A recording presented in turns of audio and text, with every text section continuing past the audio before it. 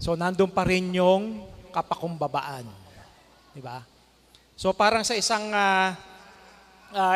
tahanan, halimbawa, may isang batang lalaki, tumutulong sa kanyang magulang, sa kanyang tatay. Meron silang maliit na tindahan. Kapag inuutusan siya ng tatay niya, tumutulong siya. No? Nag-aayos ng mga paninda. Pero isang araw, napansin ng tatay niya, yung kanyang anak, pag inuutusan niya, malungkot. Kaya, tinanong siya nung isang gabi, "Anak, bakit ba ginagawa mo yung pagtulong sa akin sa tindahan?" Ang sabi ng anak, kasi po inuutos nyo Inutusan nyo ako, kaya ako'y sumusunod. Pero ngumiti lang yung tatay niya.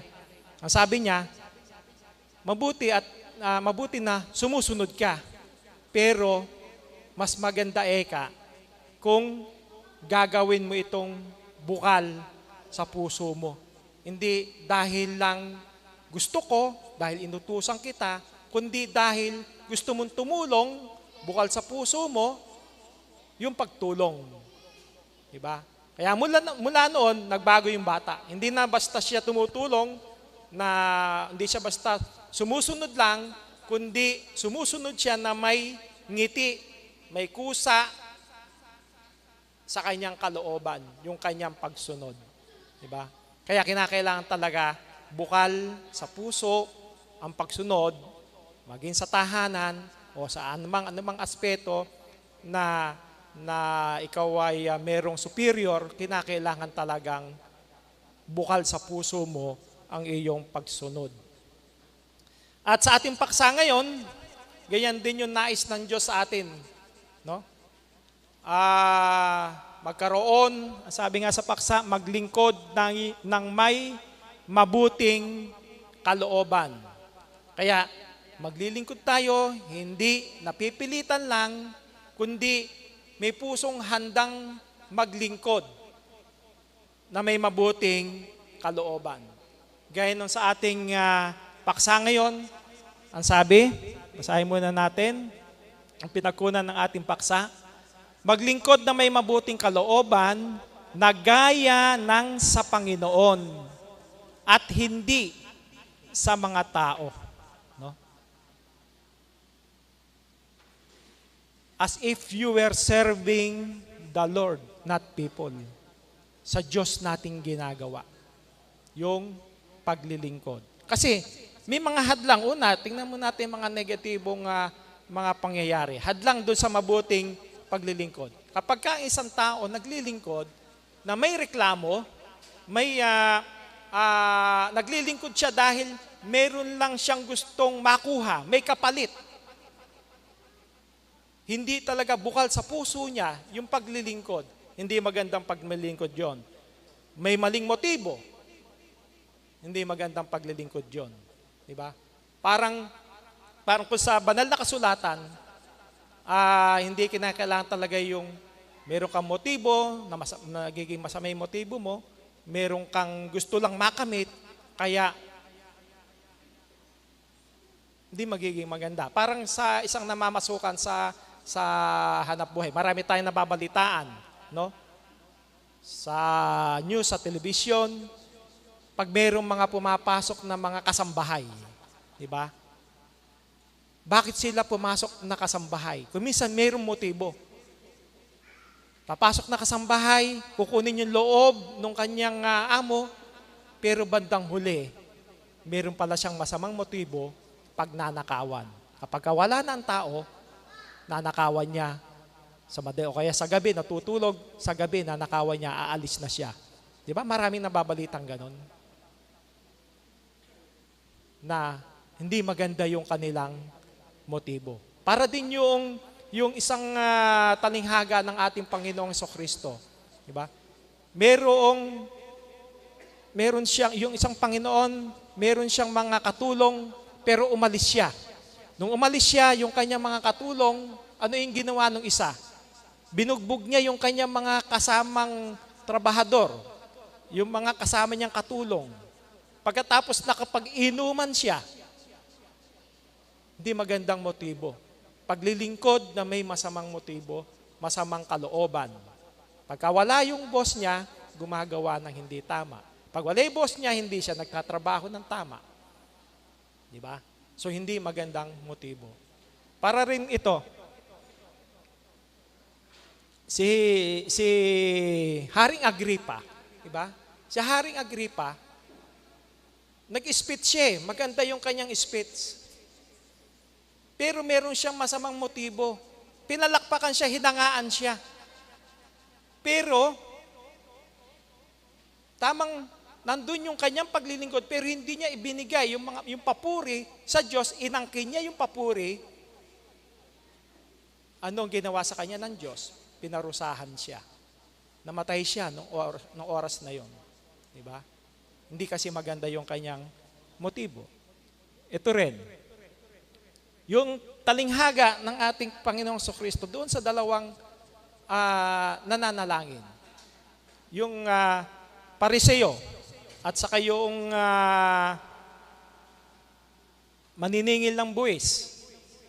Ano yung panalangin nitong Pariseo? Mapagmataas, wala yung kapakumbabaan. Nanalangin siya, kinumpara niya yung kanyang sarili doon sa isang publikano, sa isang maniningil ng buwis, na sinasabi niyang hindi siya tulad nito, na isang taong makasalanan. Inangat niya yung kanyang sarili, naging mapagmataas, naging palalo. Kinalugdan ba siya ng Diyos? Hindi. Sinong kinalugdan? Yung taong makasalanan na nagsisisi, dinadagukan yung kanyang sarili, katumbas lang na talagang nagsisisi siya dun sa kanyang mga nagawang pagkakasala. Kaya, ganoon ang mangyayari pagka hindi mabuting kalooban ang naging paglilingkod. Ano naman yung paglilingkod na may mabuting kalooban?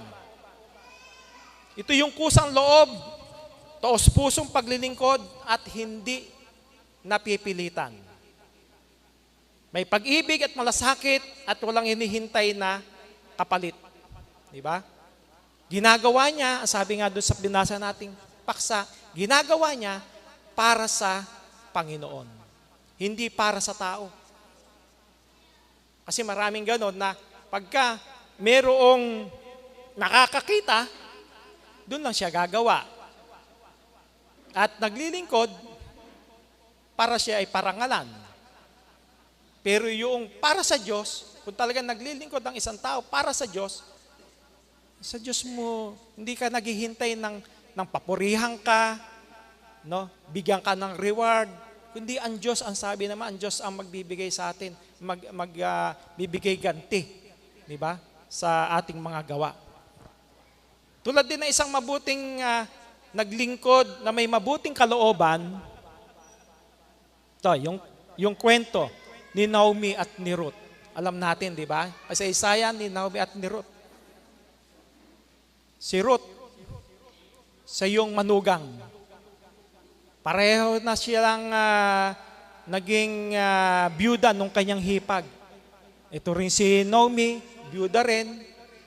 So wala na siyang anak para sinabihan niya, kinuusap niya yung kanyang dalawang manugang, umuwi na kayo doon sa inyong mga sarili-sariling mga magulang sapagkat wala na akong anak na maibibigay sa inyo para maging asawa ninyo.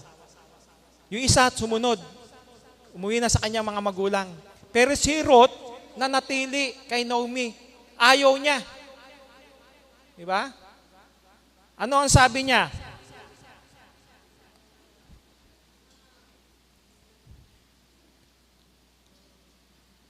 Hindi pa ito. Doon sa Ruth 1:16, ang sabi niya, huwag mong ipamanhik sa akin na kitang iwan at bumalik na hindi sumunod sa iyo. Sapagkat kung saan ako pumaroon ay paroroon ako at kung saan ka tumuloy ay doon ako tutuloy. Ang iyong bayan ay magiging aking bayan at ang iyong Diyos ay aking Diyos. Iniwan ni Ruth yung kanyang sariling bayan para samahan yung kanyang biyanan si Naomi. Nagtrabaho siya ng masipag. Inalagaan niya yung kanyang biyanan. Siya mismo ang siyang namumulot ng trigo, no? Doon sa bukid para meron silang kainin. Minahal niya ng tunay yung kanyang biyanang babae. Kaya ang pinakamaganda pa doon, ang sabi niya, kung sino yung kung ang iyong bayan ay magiging aking bayan at ang iyong Diyos ay aking Diyos. Ang kanyang paglilingkod ay may kasamang pag-ibig, katapatan at kababaang loob. Ganun ang ginawang pagsunod, may mabuting kalooban si Ruth. Hindi naging hadlang ko, hindi niya inisip na, ano ba mapapala ko kapag sinamahan ko itong aking biyanan doon, uuwi sa kanyang sariling bayan. Wala naman siyang kabuhayan. Tunayan nga, siya pa nga ang siya naghanap buhay para sa kanilang mag-asawa, sa kanilang magbiyanan. Hindi niya inisip yung hirap, kundi pinaglingkuran niya yung kanyang biyanan na may mabuting kalooban. Hindi siya naghintay ng kapalit. Kung ano ang may bibigay o makukuha niya kay Naomi. Yun ang kanyang ginawa. Para din di ba kung natatandaan si Jose, na anak ni Jacob, noong siya ay ipagbili ng kanyang mga kapatid, nabili siya ni Potiphar na pinunong ni Haring Faraon. Ano ang ginawa ni Jose? Bilang alipin na binili ni Potiphar, naglingkod siya kay Potiphar ng tuo sa kanyang puso, naglingkod siya ng may mabuting kalooban. Ginampanan niya yung kanyang tungkulin. Sapagkat siya'y alam niya kung ano yung estado niya sa buhay, ano yung tungkulin niya bilang isang alipin, bilang isang kasambahay. Pero ng bandang huli nga, nakitaan siya ng karunungan ni Potiphar. Lahat ipinamahala sa kanya, liban lang doon sa asawa ni Potiphar. Lahat pwede niyang gawin. So pinakita lang natin na si Jose talagang naglingkod ng may mabuting kalooban kay Potiphar. Hindi niya pinagsamantalahan yung kabaitan sa kanya ni Potiphar, kundi gumagawa siya, kaya nandun si Potiphar, kaya wala, ginagawa niya yung kanyang trabaho. Pinaglingkuran niya si Potiphar sapagkat alam niyang yun ang siyang nagpapasweldo sa kanya. Kaya parang isang tao din na tumutulong kung pagdating sa pamilya, ganun din sa loob ng pamilya, mga anak ka, talagang sumusunod na nandun yung pag-ibig. Hindi basta napilitan lang. Sumusunod na nandun yung mabuting kalooban. Kung naghahanap buhay, ginagawa yung kanyang trabaho, kay may nakakakita, kay wala, tinatrabaho niya kung ano yung dapat niyang gawin. Yun yung may mabuting kalooban. Kung pagdating sa iglesia, sumasamba ba tayo dahil magagalit si nanay? Dahil magagalit si tatay pag hindi ka sumamba? Hindi. Sumasamba tayo dahil alam nating pinaglilingkuran natin yung Diyos. Sumasamba tayo hindi para tayo ay pasalamatan, papurihan ng ating mga magulang, ng ating kapatid o sino man. Kundi tayo'y naglilingkod, sumasamba dahil yun ang ating tungkulin sa Panginoon. Naglilingkod tayo ng bukal sa ating puso. Yun ang hinahanap ng Diyos. Ito'y yung paglilingkod na may mabuting kalooban. Ang sabi rin sa Colosas 3:23, at anumang inyong ginagawa ay gawin ninyo ng buong puso ng gaya ng sa Panginoon at hindi sa mga tao. So may relasyon din doon sa binasa natin, pinagkuhan ng kanginan ng paksa. No? Kanino natin gagawin? Para sa Panginoon, na gaya ng sa Panginoon at hindi sa mga tao. Kaya yung ating bawat gawa, maliit man o malaki man, dapat ginagawa na may puso at may tamang intensyon.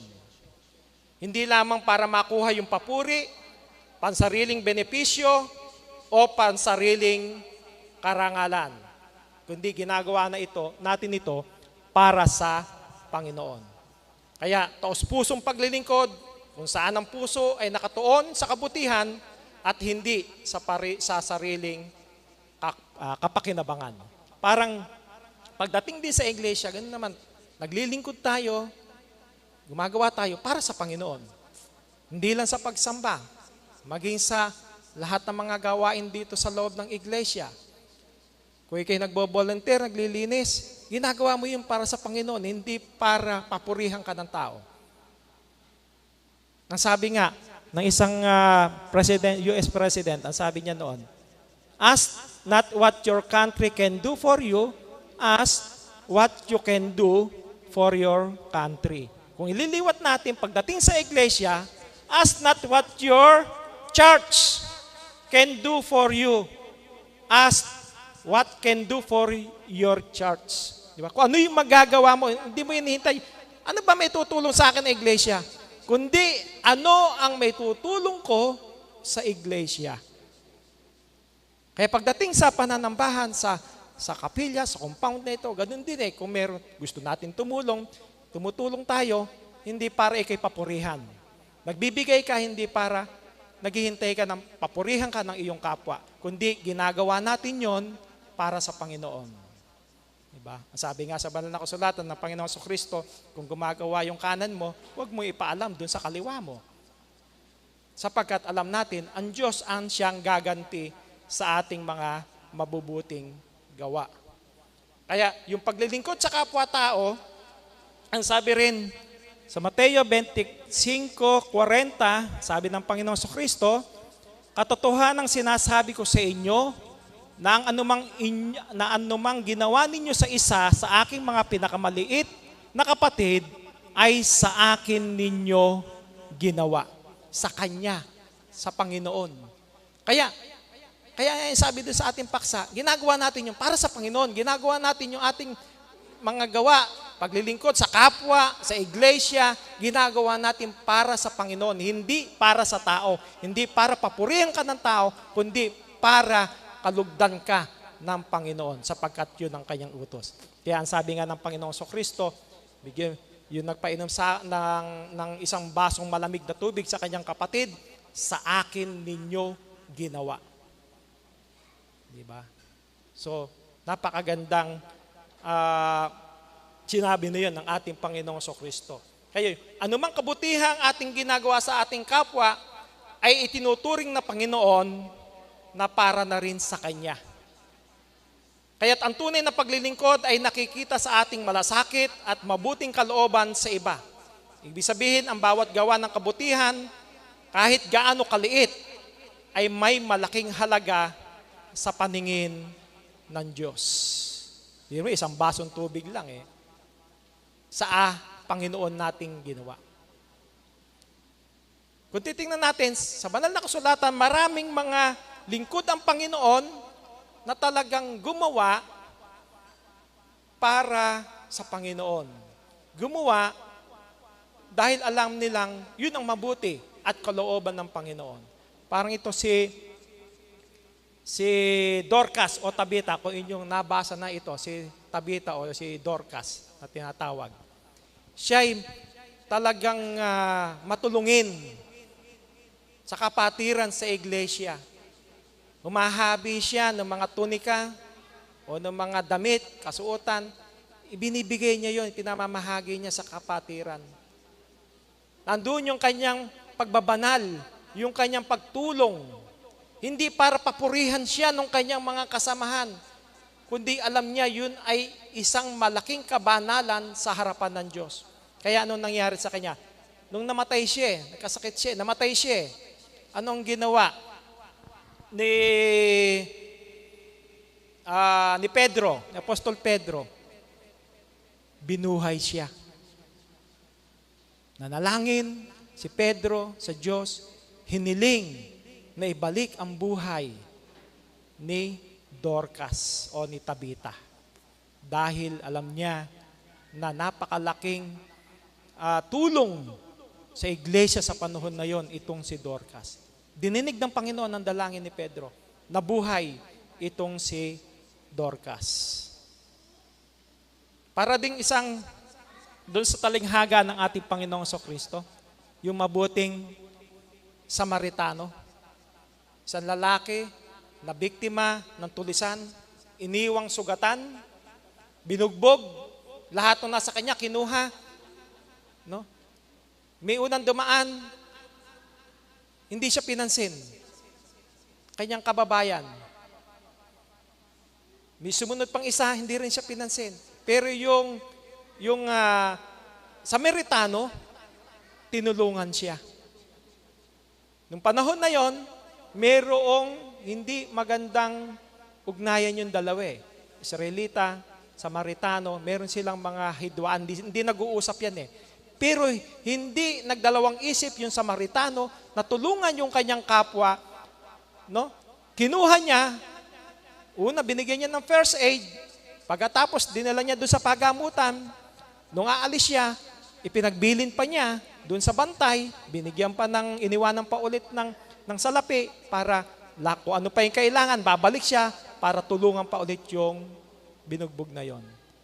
Pinakikita, kahit kaaway niya, nagpakita siya ng kababaang loob. Nagpakita siya ng paglilingkod. Isang mayroong mabuting kalooban, paglingkuran niya, maging yung kanyang kaaway. Kaya doon, pinakikita doon na hindi pinipili yung tutulungan, kundi nagmumula ang malasakit sa mabuting kalooban.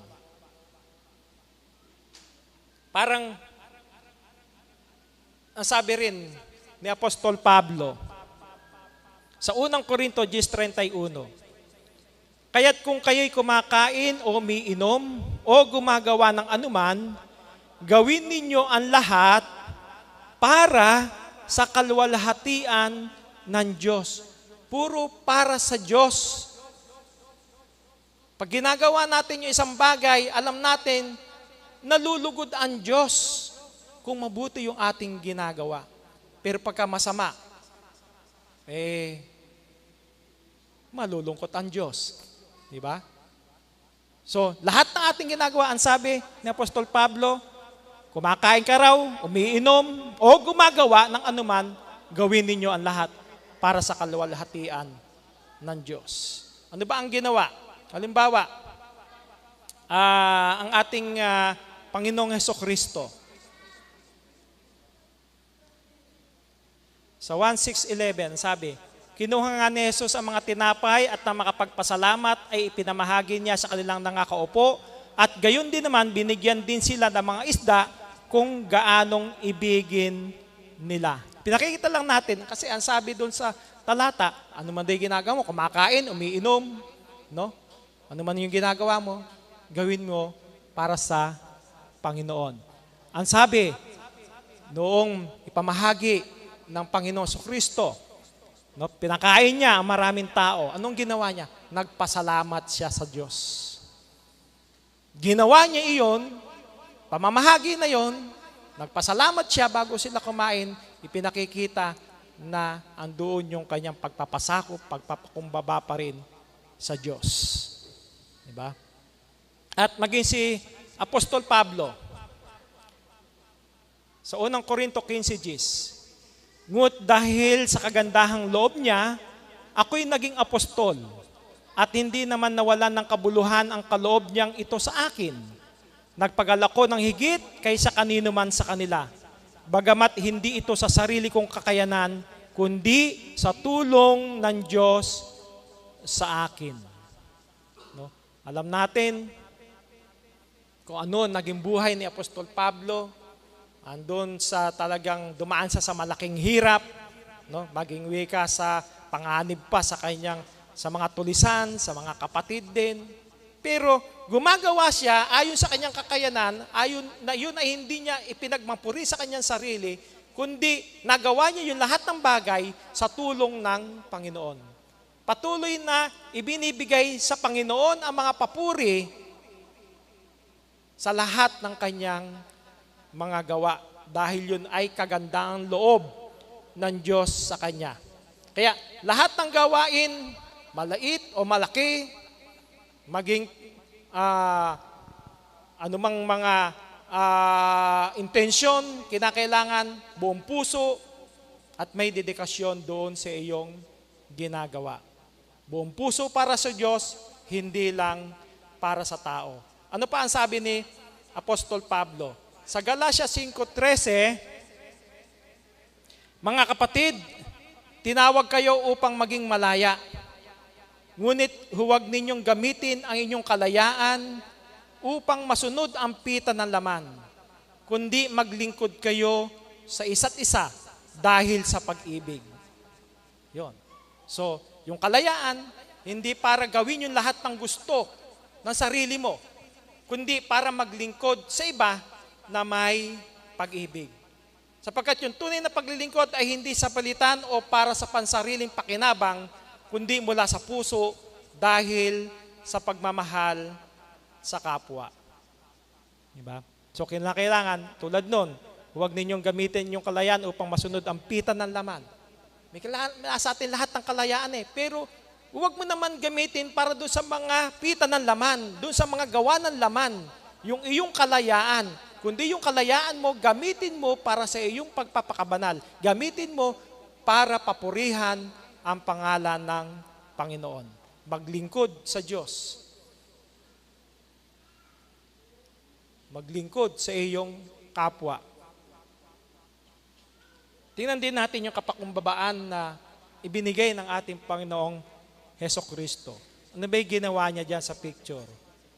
Hinugasan niya yung paa ng kanyang mga alagad.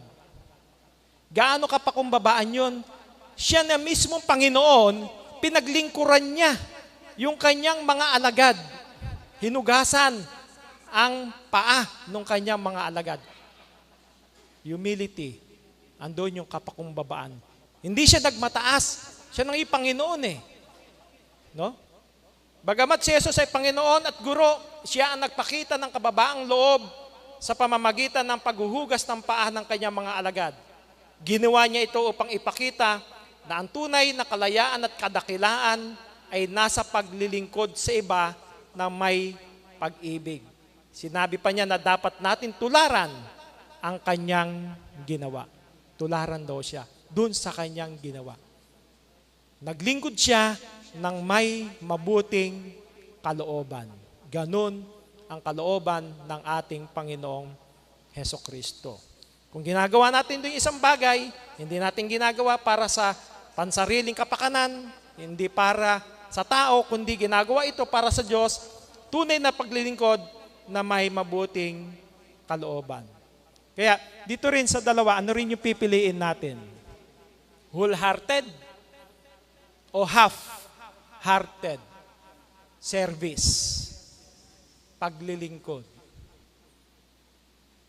Kailangan yung whole-hearted na paglilingkod. Whole-hearted service sa Diyos. Na may mabuting kalooban, na may karakter, na pagiging mapagpakumbaba. Yun ang hinahanap ng Diyos.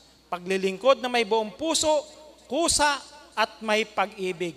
Hindi paglilingkod na napilitan lang, walang sigla, at ginagawa lang para matapos lang ang isang bagay. Walang malasakit, walang pagmamahal. Hindi ganun.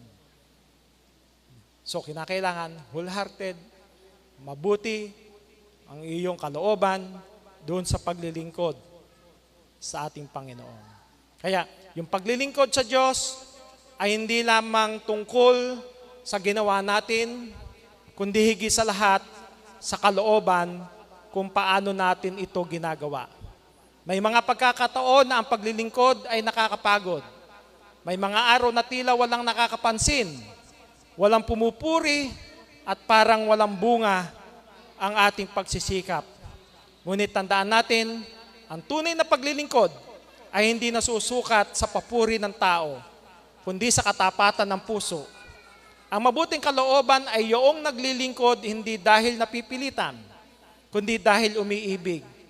Hindi dahil obligado, kundi dahil handang magbigay ng sarili para sa Diyos at sa kapwa. Gaya na sinabi sa kasulatan, ang Diyos ay hindi lamang tumitingin sa gawa, kundi sa puso na nasa likod nito. Kaya, Kapag ikaw ay napagod, alalahanin mo kung bakit ka nagsimula.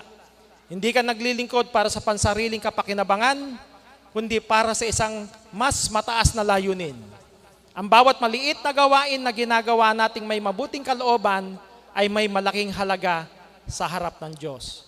Huwag mong hayaang mapalitan ng pagod ang iyong pag-ibig sa paglilingkod. Sa halip, hayaan mong ang pag-ibig ang magpanatili ng iyong sigasig. Maglingkod tayo, hindi dahil kailangan, kundi dahil nais natin at gawin natin ito para sa Diyos. Maglingkod tayo sa Diyos at sa ating kapwa na may mabuting kalooban upang tayong lahat ay kalugdan ng Panginoon. Isang magandang umaga po sa ating lahat. Maraming salamat, Elder Ferdinand Del Lorido, para sa magandang mensahe. Sa ating pong pagtatapos, tayo po'y aawit.